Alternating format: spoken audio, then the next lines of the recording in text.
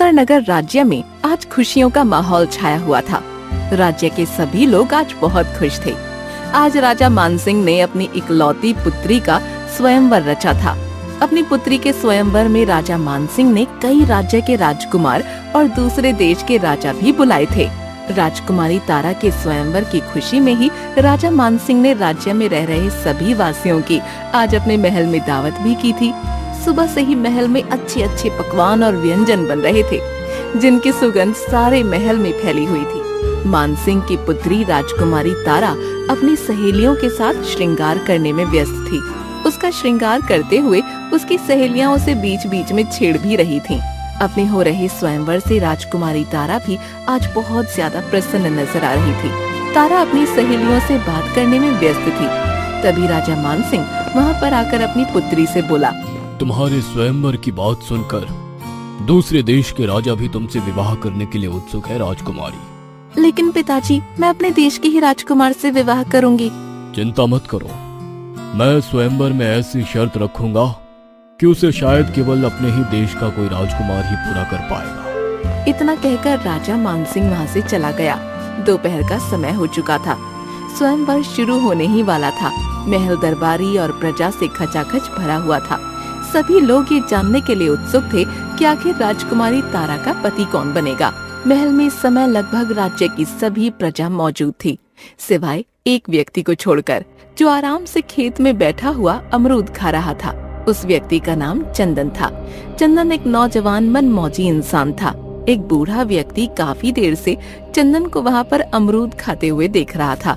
बूढ़ा व्यक्ति लाठी के सहारे चलता हुआ चंदन के पास आकर बोला, सारा राज्य महल में जमा है, क्या तुम स्वयंवर में शामिल नहीं होगे? मुझे स्वयंवर से कोई लेना देना नहीं चाचा, ये सब तो राजाओं के चोचले होते हैं।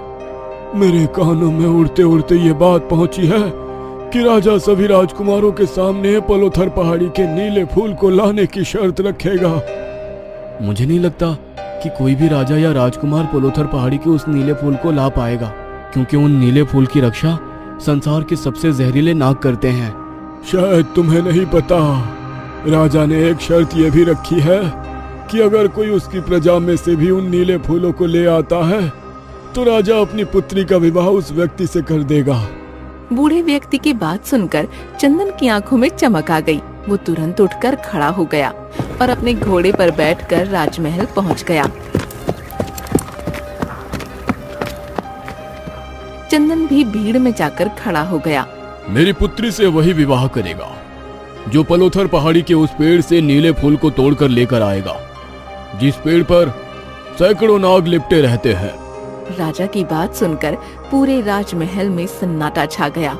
सभी राजाओं और राजकुमारों के चेहरे लटक गए, क्योंकि किसी में भी पलोथर पहाड़ी के उस नीले फूल को तोड़कर लाने की हिम्मत नहीं थी। आज तक उस फूल को तोड़ने जो भी गया था वो जीवित नहीं बच पाया था। सभी राजा और राजकुमारों के चेहरे पर मायूसी छा गई। उनके चेहरे को देखकर साफ साफ लग रहा था कि मानो वो समझ गए हों कि उनका राजकुमारी से विवाह करना लगभग नामुमकिन है। वहीं राजा मानसिंह अपनी पुत्री के साथ सिंहासन पर बैठा हुआ उन सभी राजकुमारों को मजाक उड़ाने वाली नजरों से देखने लगा। ये बात चंदन को बिल्कुल पसंद नहीं आई। चंदन भीड़ को चीरता हुआ राजा के पास आकर खड़ा होकर बोला, मेरा नाम चंदन है, क्षमा कीजिएगा महाराज, मगर ये शर्त ठीक नहीं है। पलोथर पहाड़ी के उस नीले फूल को तो आप भी तोड़कर नहीं ला सकते। चंदन की बात सुनकर राजा मानसिंह अपनी मूंछों पर दाव देता हुआ मुस्कुराता हुआ चंदन की ओर देखकर बोला, स्वयंवर में ऐसा ही होता है, क्या तुम उस नीले फूल को तोड़कर ला सकते हो? अगर मैंने वो फूल आपको लाकर दे दिया तो क्या आप अपनी पुत्री का विवाह मुझसे करेंगे?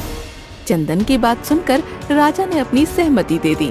चंदन चुपचाप अपने घोड़े पर सवार होकर राजमहल से पलोथर पहाड़ी की ओर निकल गया और कुछ ही देर में वो पलोथर पहाड़ी पहुंच गया और नीले फूल को तोड़कर वापस राजमहल आ गया और राजा के सामने खड़ा हो गया। राजा मानसिंह, जो कि कुछ समय पहले चंदन को मजाक भरी नजरों से देख रहा था, उसे भी अपनी आंखों पर विश्वास नहीं हो रहा था। वो सिंहासन से उतरकर चंदन के पास आकर बोला, चंदन, तुम इस नीले फूल को कैसे तोड़कर लाए? तुम्हें नागों ने क्यों नहीं डसा? मेरी माँ ने मुझसे कहा था कि कभी झूठ मत बोलना। दरअसल मैं अपनी उंगली में जो ये अंगूठी पहना हूँ, ये एक चमत्कारी अंगूठी है। वो नाग इस चमत्कारी अंगूठी का सामना नहीं कर पाए। मैं तुम्हारी बात पर विश्वास क्यों करूं? चंदन अपनी उंगली से अंगूठी उतारकर राजा को पकड़ाते हुए बोला। अगर आपको विश्वास नहीं है तो आप पहनकर देख लीजिए। राजा मानसिंह ने चंदन की दी हुई अंगूठी अपनी उंगली में पहन ली। अंगूठी पहनकर राजा मानसिंह को अपने अंदर असीमित शक्ति का एक अद्भुत एहसास हो रहा था। उसे ऐसा लग रहा था मानो कि उसके अंदर बहुत सारी जादुई शक्तियाँ समा गई हों। अगले ही पल राजा अजीब से अंदाज में जोर जोर से हंसते हुए अपने सैनिकों से बोला। इस स्वयंवर में जितने भी राजा और राजकुमार मौजूद हैं, उन सबको मार मार कर बंदी बना लो। राजा का ये आदेश सुनते ही वहाँ मौजूद सभी राजा और राजकुमारों में खलबली मच गई। राजा मानसिंह के सैनिक राजा का आदेश पाते ही अचानक उन सभी राजकुमारों और राजाओं पर टूट पड़े। कुछ राजा तो बहुत शक्तिशाली थे। वो अपनी तलवार निकालकर राजा मानसिंह से लड़ने के लिए आ गए, मगर जब वो तलवार का वार राजा पर करते, तलवार टूटकर जमीन पर ऐसे गिर जाती जैसे उन सब की तलवार प्लास्टिक की हो। राजा मानसिंह ने दोबारा अपने सैनिकों से कहा, इस चंदन को भी बंदी बना लो और जितनी भी प्रजा महल में मौजूद है उन सबको मार मार कर महल से भगा दो। कुछ ही देर में सैनिकों ने ठीक वैसा ही किया जैसा कि राजा का आदेश था। महल के कारागार दूसरे देश के राजाओं और कई राज्यों के राजकुमारों से भर गए। सैनिकों ने सारी प्रजा को मार मार कर महल से भगा दिया। तारा को अभी भी विश्वास नहीं हो रहा था और न ही समझ आ रहा था कि उसके पिता ने ऐसा किया क्यों। तारा अपने पिता से रोती हुई बोली, आपने ऐसा क्यों किया पिताजी? मुझे चंदन से पहले ही नजर में प्रेम हो गया था। कुछ देर बाद तुम्हें सब मालूम पड़ जाएगा। इतना बोलकर राजा मानसिंह ने अपने सभी सैनिकों को आदेश दिया कि वो कारागार में बंद चंदन को यहाँ पर पकड़ कर ले आए। राजा का आदेश पाते ही सैनिक चंदन को पकड़कर सीधे राजा के सामने ले आए। चंदन क्रोधित होते हुए बोला, आपने ऐसा क्यों किया महाराज? मैं जानता हूँ कि तुम जादूगर किशोर लाल के पुत्र हो। तुम्हें यह अंगूठी अपने पिता से मिली है। आप मेरे पिता को कैसे जानते हैं? वर्षों पहले तुम्हारा पिता मेरे राजमहल में एक सैनिक था। तब मैंने ये अंगूठी उससे मांगी थी और उसने देने से इनकार कर दिया था। मैं चाह कर भी उसका कुछ नहीं बिगाड़ सकता था। अब मैं समझा, आपने ये सारा नाटक मुझे यहाँ पर बुलाकर अंगूठी लेने के लिए किया था ना। समझदार हो। मैं जानता था कि मेरी पुत्री तारा से विवाह की बात सुनकर तुम राजमहल तक जरूर आओगे। अब मैं तुम्हें मारकर इस सारी दुनिया पर शासन करूंगा। इतना कहकर राजा फिर से अजीब अंदाज में जोर जोर से हंसने लगा, मगर अगले ही पल एक चमत्कार हुआ। राजा की उंगली से वो अंगूठी गायब हो गई और चंदन की उंगली में अपने आप पहुंच गई। ये देखकर राजा बुरी तरह से चकित रह गया। ये सब कैसे हुआ? तुम एक दुष्ट और चतुर राजा हो, लेकिन तुम मूर्ख भी हो।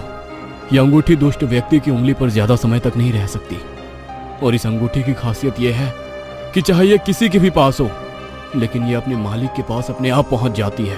इतना कहकर चंदन ने राजा को बुरी तरह से पीट दिया। राजा की पुत्री तारा ने राजा का कोई बचाव नहीं किया। चंदन के अंदर शक्ति देखकर राजमहल में किसी भी सैनिक की हिम्मत नहीं हुई कि वो चंदन का मुकाबला कर सके।